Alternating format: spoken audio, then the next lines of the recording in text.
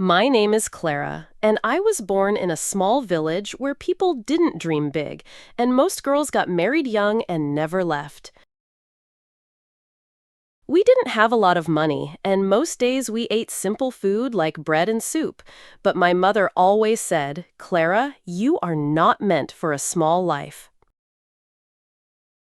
Her words stayed in my heart like a fire, and even when I was little, I looked out the window and imagined a different world waiting for me far away.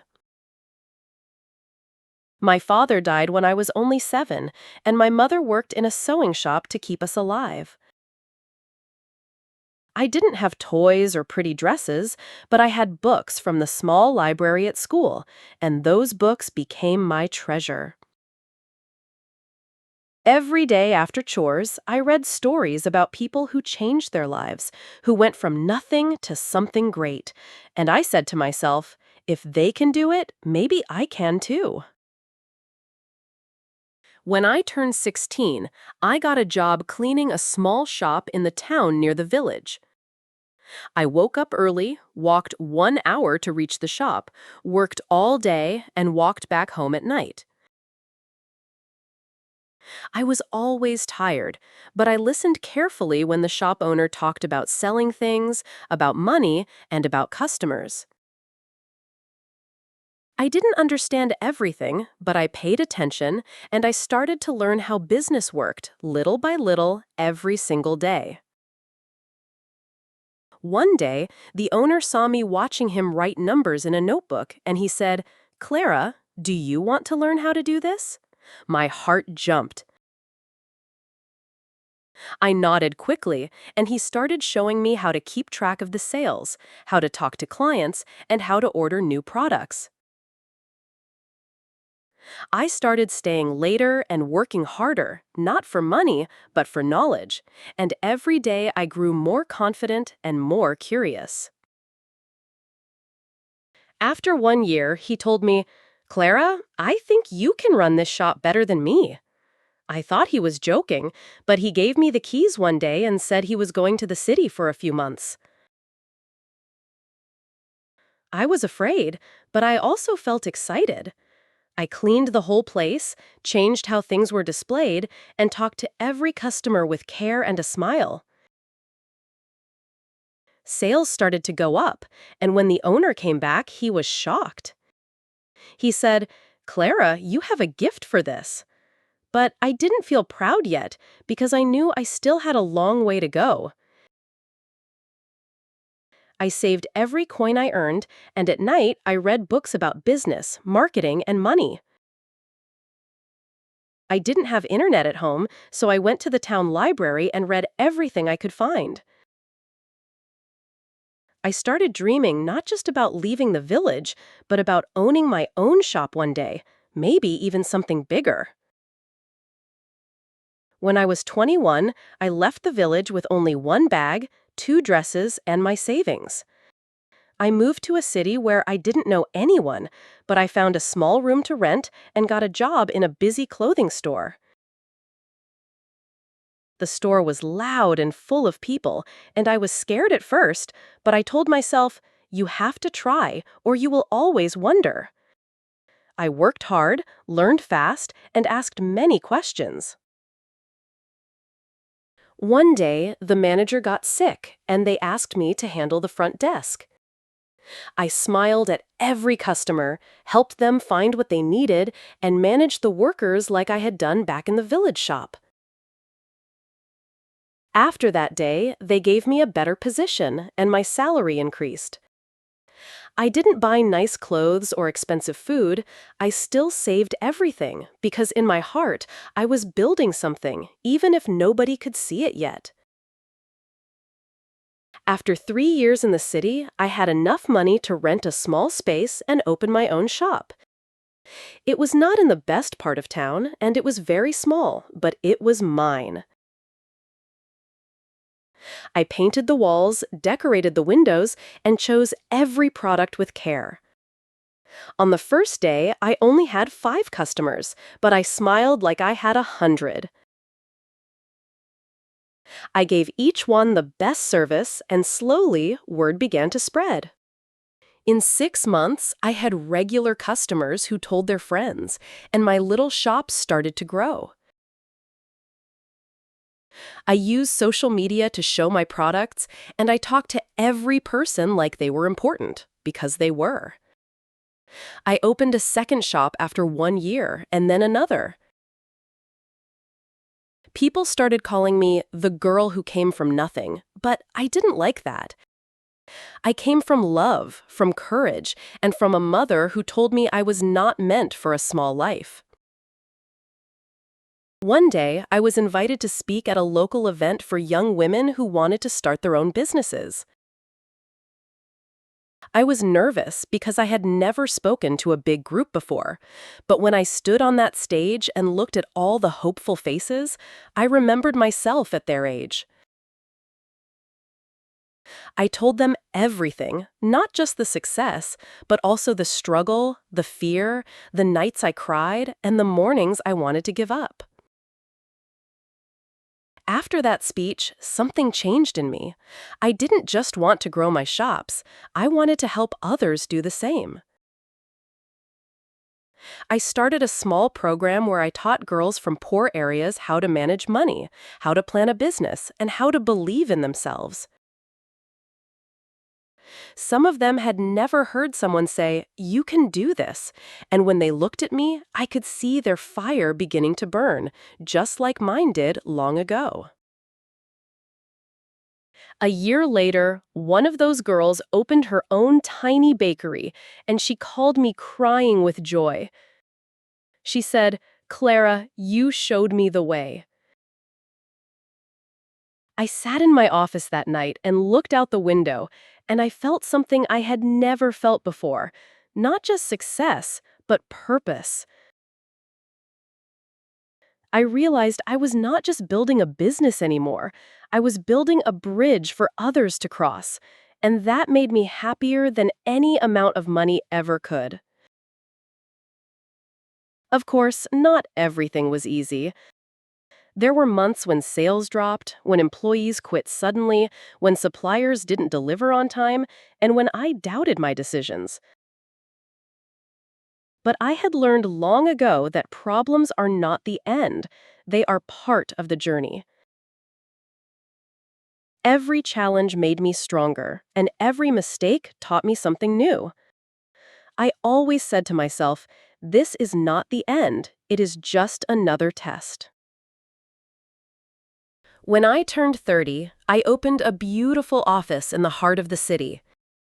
It was filled with light, with plants, and with photos of my mother, my first shop, and the girls I had helped. People came to me now with ideas, with dreams, with hope. They didn't see a poor girl anymore. They saw a leader, a builder, a woman who believed in herself. And that belief, more than anything else, is what made all the difference. My mother came to visit me for the first time in the city that same year. She stood in front of my biggest store and cried. She touched my face and said, "I always knew, Clara. I always knew you would shine." We walked together through the aisles, and I showed her the products, the customers, and the workers who respected me. That day was one of the happiest of my life, because I finally gave her the life she had dreamed for me. But even with success, I never forgot the village. Every year, I returned to speak at the school, to give books to the library, and to talk to the girls who were still dreaming behind quiet windows. I told them, "You are not small. Your village is small, but your dreams don't have to be." Some of them listened and believed, and that was all I needed, to light even one more spark, to see even one more girl take her first brave step. People often ask me, "Clara, what is the secret to your success?" And I always say, it's not money, it's not talent, and it's not luck. It's hunger. The hunger to learn, to grow, and to keep going even when you are tired and scared and ready to stop. I never waited for the perfect time or the perfect help. I just used what I had, learned what I didn't know, and kept moving forward, one brave step at a time. Now I run a company with 10 stores, an online shop, and a team of smart, strong women who help me every day. I don't wake up to the sound of hunger anymore. I wake up with ideas, with excitement, and with a deep respect for the path that brought me here. I still remember every cold walk to the shop in the village, every long night without sleep, and every small victory that built this life brick by brick. Sometimes I sit alone at night in my quiet home and think about the little girl I used to be. I see her in my mind, sitting by the window with a book in her hand and a dream in her eyes. I whisper to her, "You did it." And I know that every step, every fall, every tear was worth it. Because I didn't just change my life, I changed my story, and now I help others write theirs. One morning, I opened a letter from a university. They were offering me an award for being one of the most inspiring women in business. I sat in my office chair and held the letter in both hands, just staring at it. I thought about how I used to count coins for bread, and now someone wanted to give me an award. I laughed, then I cried, and then I called my mother and said, "Can you believe this? Me!" At the ceremony, I wore a simple dress and stood in front of hundreds of people. They clapped for me, but I didn't feel like a star. I still felt like the same girl who used to sell candles and clean tables. But I told them, you don't have to be born into success to find it. You can build it with your own hands. You just need one thing to begin, the decision to try. That night, I stayed in a beautiful hotel with a view of the whole city. I stood by the window and remembered the days when I had no place to sleep but a small room with broken walls. I remembered the cold, the hunger, the silence. I also remembered the hope, the dreams, and the fire that never went out.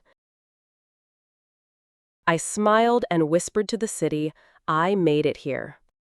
I climbed all the way. After the award, more people reached out to me.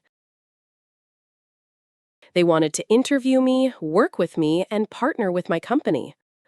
I was careful, though. I remembered how hard I worked to get here, and I didn't want to lose myself in the noise of money and fame. I always asked myself, does this help others? Does this feel right?